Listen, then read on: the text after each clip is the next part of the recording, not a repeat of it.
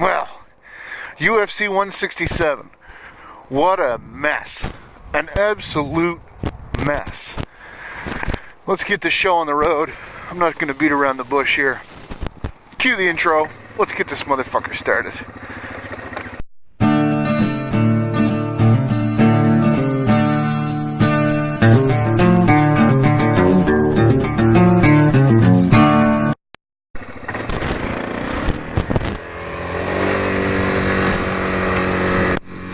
Alright, so I was wrong. All three of the predictions that I had for UFC 167 were wrong. And for one reason and one reason only, that makes me happy. And I think you all know what that is. Now let's get the nonsense out of the way quickly here. Rory McDonald versus Robbie Lawler. Disgusting. Rory should have been able to maul him. And what did he do? He pitter-patted him for a little while and looked for takedowns that weren't coming and didn't change up his game plan or anything, and got beat to the punch a bunch of times, and look what happened. And obviously it was going to go that way. There's no way that Lawler was going to own McDonald. And it really should have been plain and simple a beatdown. McDonald should have been able to put a beatdown on Robbie Lawler. What happened, I don't know. But it sure as hell didn't look like McDonald showed up to fight. Now, moving on. Chael Sonnen and Rashad Evans. Chael. I don't even know what to say. Like, it was almost pathetic. Like, I don't know how he could let Rashad manhandle him like that. Like, they're both 185ers. So what the problem was that Rashad was somehow able to hold Chael down, I don't know. Like, that one, honest to God, you know, Rashad's a talented fighter and everything else, and very good wrestler, yada yada yada. But I don't know, I almost feel like that was just ridiculous. Like, Chael was just there to collect a paycheck, or he didn't know. What the hell?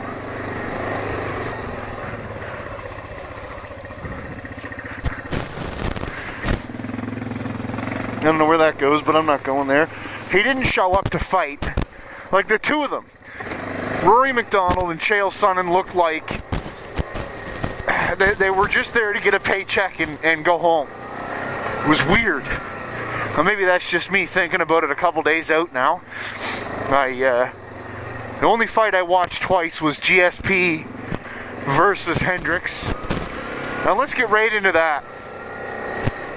What the heck is wrong with Dana White? Like, I know he's a hothead and all the rest, but my lord, for him to overreact like that at the press conference, saying all the stuff he said about, you know, that was as clear-cut as could be, that Hendricks won the fight. You know, everybody's been on the fence.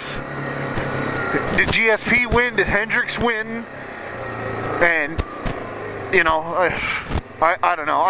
I watched it again, and initially when I watched the fight the first time, I listened to it I watched it while listening to the commentary. I kept obviously the first time I watched it on the pay-per-view, I watched with the sound on and just watched for the entertainment purpose of it. But then I watched it again the next night, exactly 24 hours later, and I had the sound turned off, so I couldn't hear commentary, I couldn't hear what the punches and kicks sounded like, couldn't hear the crowd, couldn't hear anything. It was literally, my TV was on mute.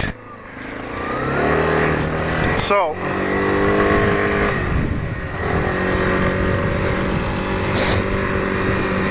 and that time, when I did that, I had it scored for GSP. Like, it honest to God, it seemed fairly cut and dried that he won 3 out of the 5 rounds. And I don't know, it was ridiculously close. But for Hendricks to think that it was a clear-cut win, and Dana White to think it was a clear-cut win, I don't know. It just doesn't make any sense to me why they would overreact the way they did.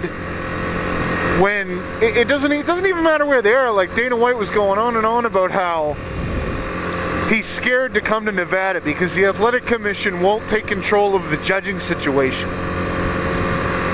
And I think he's being too much of a hothead based on, that Canelo Alvarez versus Floyd Mayweather fight and the Pacquiao Bradley fight. Like, there was some weirdness there. But there really wasn't any weirdness about what happened in that St-Pierre Hendricks fight. It was a very close fight. And you can't decide at the end of a fight.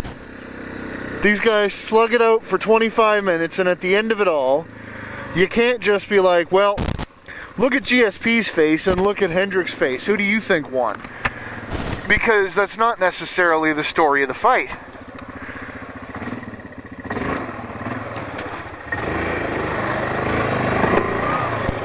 Uh-oh.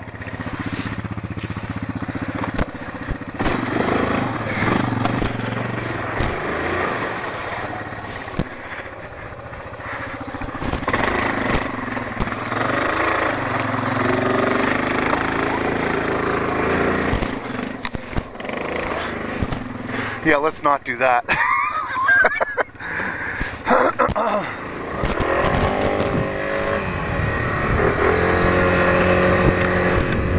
And really, as far as I'm concerned, that was the only thing on Dana White's mind. Look at GSP's face. He's gone to the hospital. And then look at Hendricks here, who's perfectly fine. Now, you know, that's just ludicrous. And my first reaction when I heard Dana White go on and on and on about how it was such a clear-cut decision victory for Johnny Hendricks, it's outrageous that GSP got the win. My first thought was, Dana, now let's go back and review exactly how fights are scored. And, you know, obviously this sounds like me being a wicked GSP fanboy here, but honest to God, if it had gone the other way, I'd probably be saying the same thing. What if it was GSP that barely eked out the victory and punched the face off of Hendricks? Well, you know what? In that case, we definitely wouldn't be having this conversation. Because then everybody would have been like, yeah, GSP.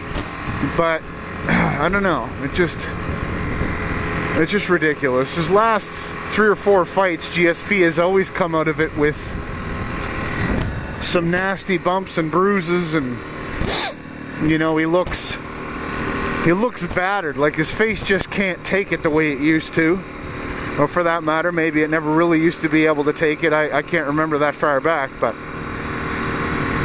you know, in any case, that's the way that one went.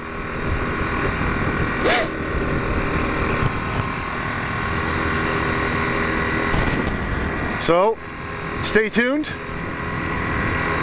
More great vlogs coming soon. See you later.